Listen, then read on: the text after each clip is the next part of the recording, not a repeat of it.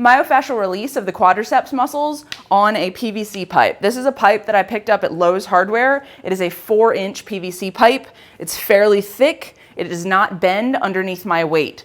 So what you want to do is, as with any foam roller, you're just going to lay down with one hip on the PVC pipe or on the roller, foam roller.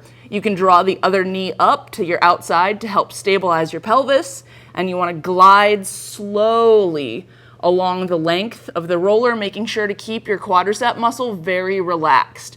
So from the front, it looks like this.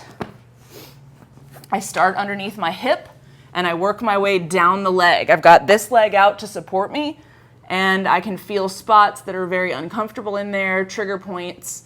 I can feel knots and things, just tension. And I want to just gradually roll my way down toward my knee. The lower I get toward my knee, I want to start bending my foot up, bringing my heel towards my butt to help sort of expand that tissue and bring it more to the surface so I can get a little bit deeper into the muscle.